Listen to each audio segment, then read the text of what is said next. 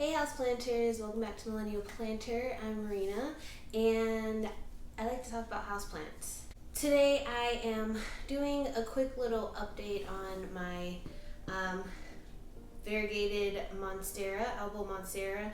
I had a couple people asking me about it and to film an update, so here it is. This is the one that was in water, and as you can see, those roots there are pretty extensive and thick, and it even has a new growth point coming out, which is really exciting. You see that little sliver of white there. So this one is kind of desperate in need of a repotting.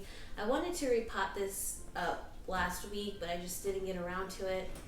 And yeah, so we're just gonna repot that. I'm gonna put it in this 6-inch pot just because it is quite a big plant. And then next, I would also like to pot up this philodendron bratianum, which I'm kind of bummed about because it was doing really well where it was, but I actually found some mushrooms in the soil today, which is like fungus, and it's not a bad fungus, the mushrooms that I have, but they did kind of skeeve me out. So I just completely dumped the soil out, and I'm going to repot it in terracotta. Before it was just in like a plastic nursery container. So I think the terracotta will help a lot more with that. And hopefully all of the fungus is gone because that's just disgusting. So as you can see here, I have a soil mixture of a lot of orchid bark and some soil and perlite. I've been told time and time again that variegated monsteras, the tie and the elbow, are very prone to root rot. So I want to make the mix as chunky as possible because I am not trying to rot out the plant, and hopefully this will do well, and it is going to be in terracotta as well. So I think it's going to do pretty well. So I just wanted to basically share some tips about what I did on propagating the monstera, and literally what I did was I just stuck it in some water. I used some water from my fish tank, about like halfway, and then a cup of regular water, and I put it in a cup, and I just put it in front of my west facing window, and in about 3 weeks it sprouted a root.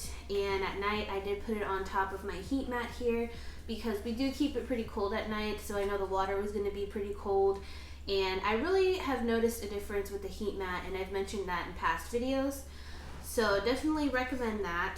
And I changed the water out about once. At first I was doing it once every 3 days, but then I started doing it once a week.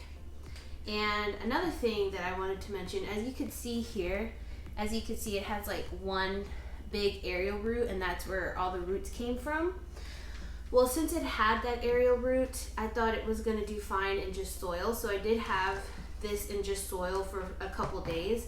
But then I noticed that it wasn't doing that great. It wasn't perking back up. So that's when I made the decision to put it in water. And I don't regret that decision at all. They always say that changing mediums when you're propagating brings it back a few days. So it'll take longer for it to propagate. But I didn't really notice that big of a difference, and honestly I'm just going to be sticking to water propagations from here on out. And yeah, I'm just really excited about this plant. This is probably the only plant that has ever made me doubt my abilities in propagating. Just because a little background on it, I did win this one in a giveaway. And if I didn't, I never would have gotten this plant because I just can't spend that much money on a plant. And the lady was very nice. Shannon was awesome, and she actually gave me a cutting with 2 leaves on it, and I just chopped it in half, and then I have this one propagating as well in some sphagnum moss, and I will take this out as soon as I'm done with this so we can check the roots, see how they're doing. I haven't checked this in about 2 weeks, so hopefully there'll be some nice root growth, but the one in water definitely went by a lot faster. And this is my last little bit of soil, which which is sad. I need to go get some, but I don't want to get some. And next, I definitely do want to make a moss pole. I want to make moss poles for all of my monsteras, so that's 4 of them.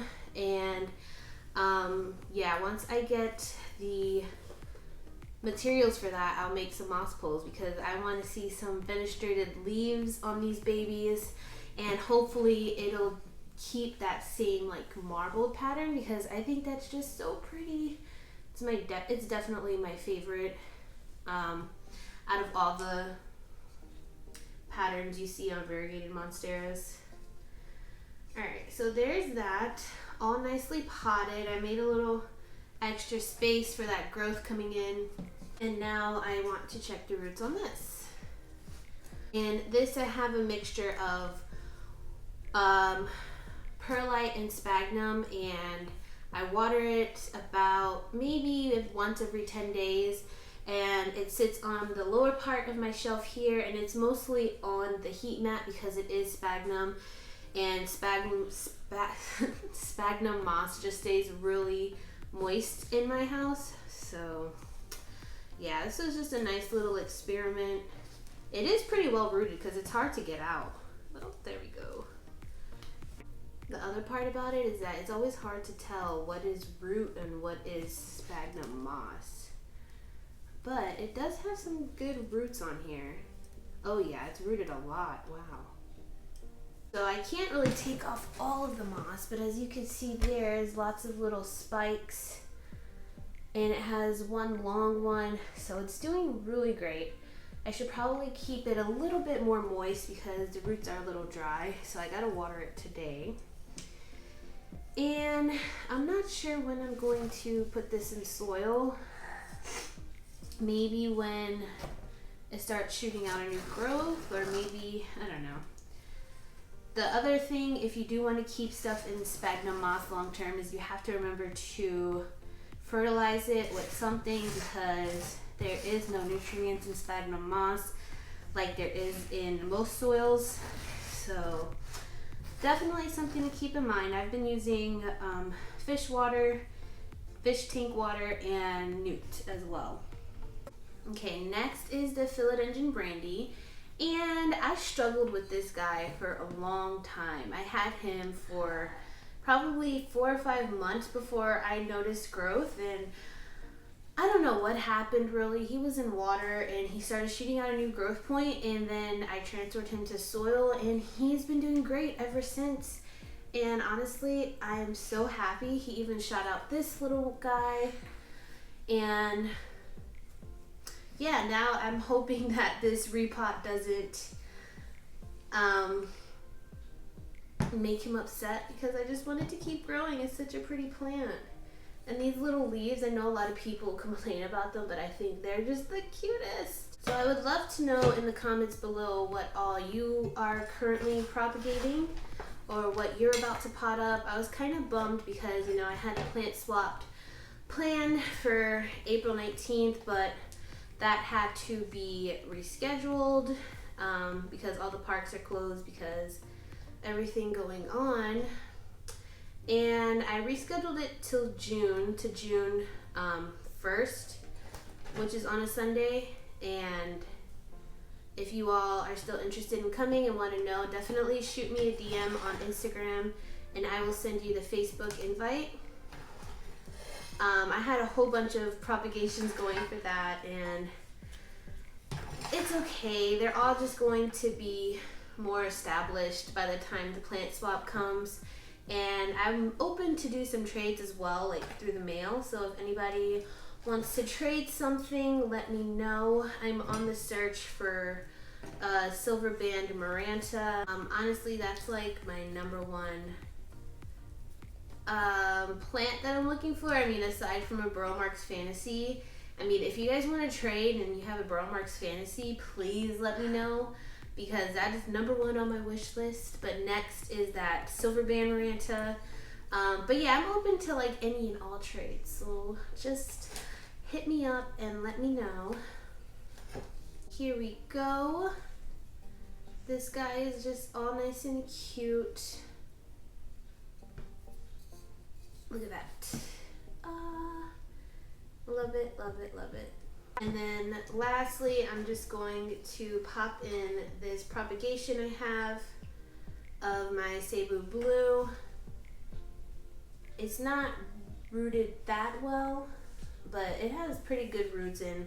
I know the transfer is going to be fine because these guys are pretty hardy. And another thing in the comments below, I would love to know how you guys have been spending your time now that we have so much of it at home. We just got done with spring break, which was really great because this whole homeschool thing has been pretty interesting. Definitely an adjustment, to say the least. Trying to find ways to entertain everybody.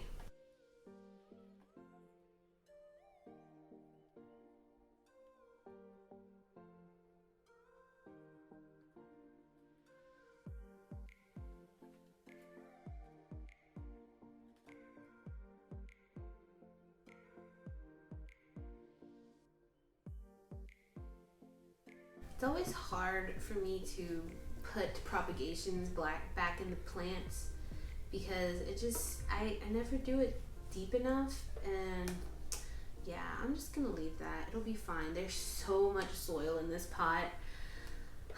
It's okay.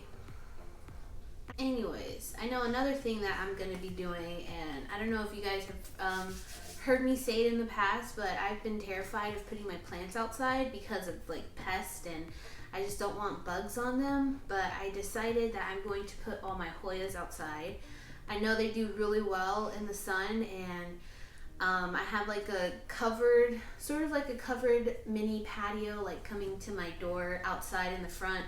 So they're not going to get scorched, and I think they're going to get a pretty good amount of sun, and I think they're really going to thrive. I just got to wait for the weather to be warmer at night because it's still dipping into like the high 40s. But I'm really excited. I'm really excited to see how they do.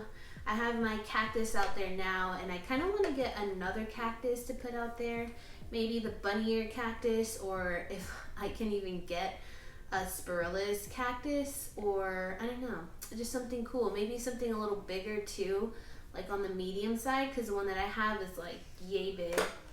But yeah, I think it'll grow great this summer, and I should definitely take some before and after pictures to see how much it does grow. So that wraps it up for this repotting video. Honestly, my biggest tip for when it comes to propagations is just to be patient. I do have a whole video I did dedicated on propagations, like just the basics and what helped me. And honestly, with my albo, I just really recommend to change the water out. First off, you want to start with getting a good node. If you're going to get a node, make sure it has a node. If you're going to get a stick, and just start off with a really good cutting, and then from there just have patience because they will do their thing if you give them the right amount of sunlight and offer them a little bit of heat. And now that it's spring, it's the perfect time to get some plants and to watch them grow, because honestly that's all they want to do now is just grow and grow and grow. But I hope you all enjoyed this video, a little quick chatty repot, and let me know in the comments what you have currently going on in your urban jungle. And yeah, I'll see you in my next video. Bye.